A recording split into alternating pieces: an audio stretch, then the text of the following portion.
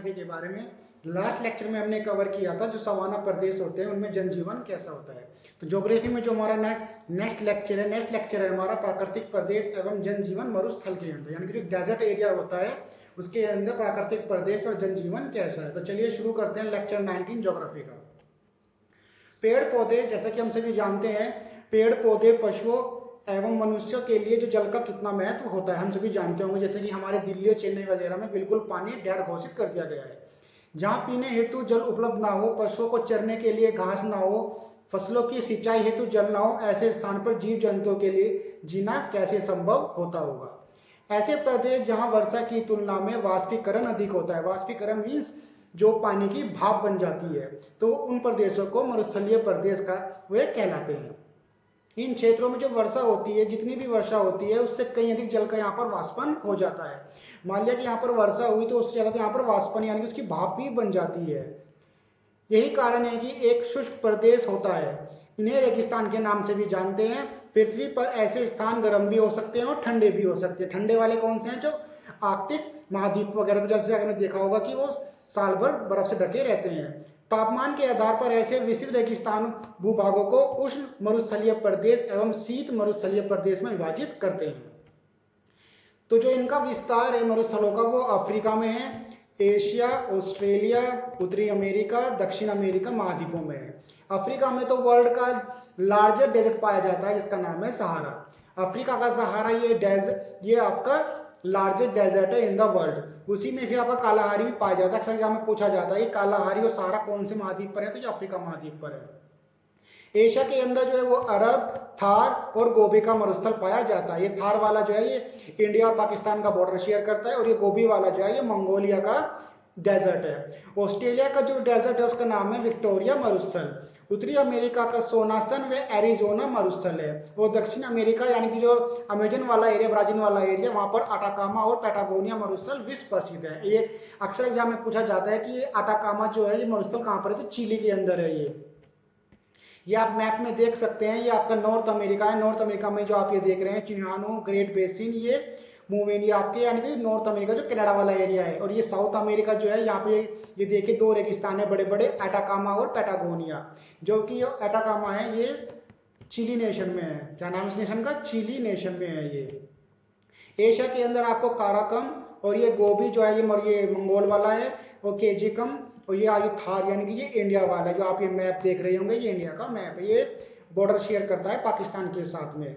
इधर ये कालाहारी है और ये सहारा डेजर्ट है बिल्कुल अफ्रीका के अंदर। ऑस्ट्रेलिया के अंदर जो पाया जाता है वो ग्रेट विक्टोरिया के नाम से पाया जाता है। तो ये कुछ फेमस ये डेजर्ट है वर्ल्ड के। उष्ण मरुस्थल यानी कि अब हम लोग डिस्कस करेंगे हॉट डेजर्ट के बारे में। उष्ण कटिबंधीय क्षेत्र में महाद्वीप के पश्चिम भाग में उष्ण मरुस्थल पाए जाते हैं। ऐसे मरुस्थलीय प्रदेश के अधिकतर भागों में सामान्यतः वर्षा की मात्रा जो है वो 25 सेंटीमीटर से भी कम होती है।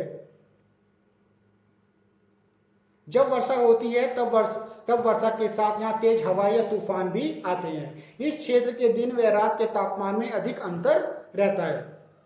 दिन वाले तथा जो धूप वाले दिन होते हैं वो गर्म होते हैं, जबकि जो रातें हैं वो ठंडी होती है। यहाँ गर्मियां अधिक गर्म और सर्दियां अधिक ठंडी होती हैं।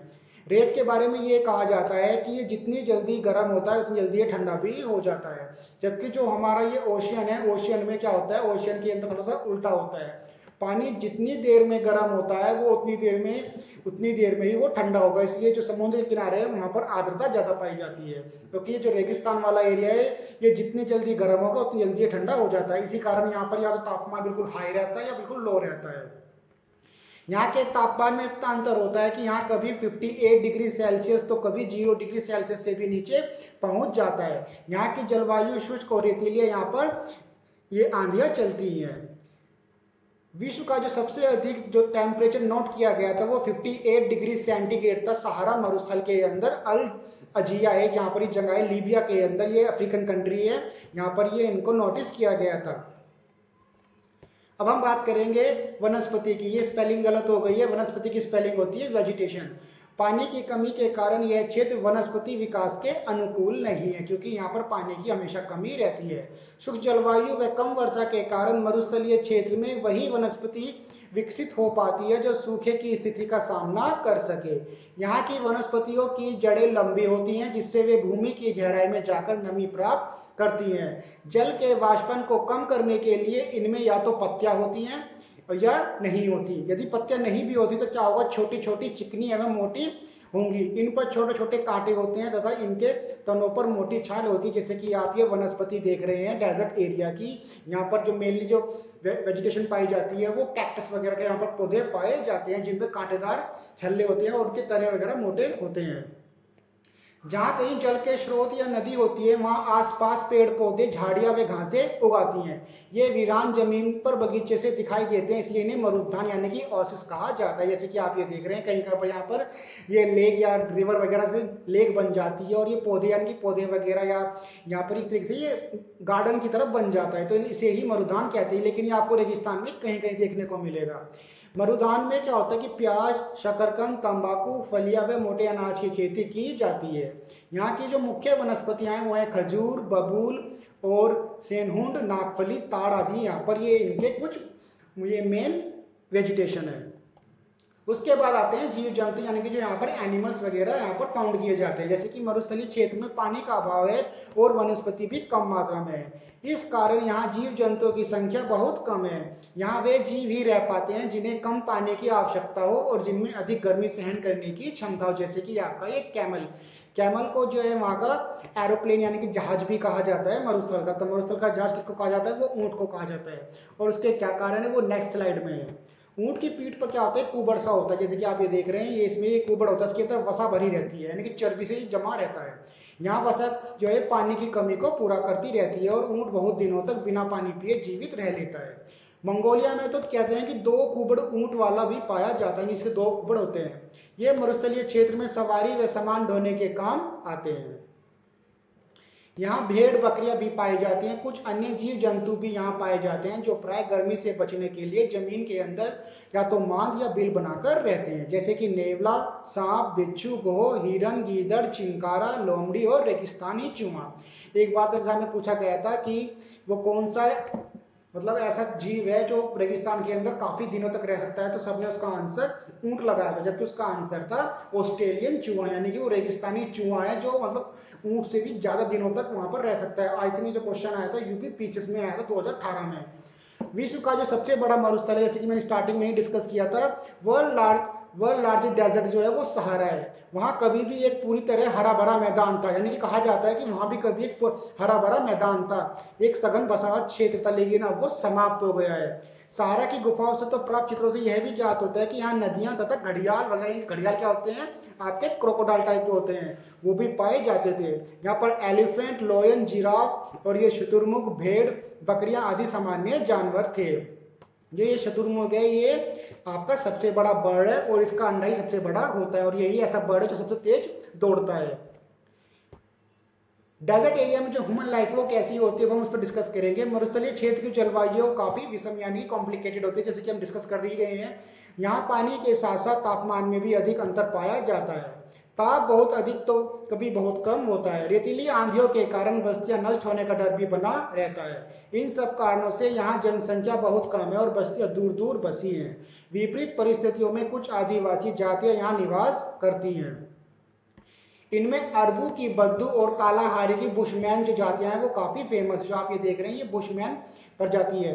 कालाहारी के जो बुशमैन है वो पूरी तरीके से जो हमारी हंटिंग पर डिपेंड करते हैं वो, जबकि अरब के जो बद्दू हैं वो क्या करते हैं, वो जानवरों को पालकर जीवन गुजारा वाले वो चरवाहे, जैसे कि यहाँ पर गडरिये होते हैं तो वो उस टाइप के हैं। कि बद्दू जो है वो थोड़े गडरिये टाइप के हैं, कालाहारी बुशमैन है वो हंटिंग वाले हैं। ये लोग जानवरों के चारे व पानी की खोज में इधर उधर घुमा करते हैं। कौन से बद्दू। यहाँ के लोग लंबी यात्रा में ऊंट या बकरी की खाल से बने थैले में पानी भरकर ले जाते हैं। इसमें पानी देर तक ठंडा बना रहता है। जैसे कि आपने देखी होंगे जो कार्टून्स वगैरह होती हैं, जो पहले अरेबियन नाइट्स की स्टोरी आती थी, अलिफ लैला वगैरह, या आपने अलादीन का कार्टून देखा होगा, तो उसके अंदर जो पानी की थैली होती है ये उसी थैली का जिक्र कर रहे हैं। यहाँ के निवासियों के जीवन में सुधार के प्रयास किए जा रहे हैं गवर्नमेंट द्वारा।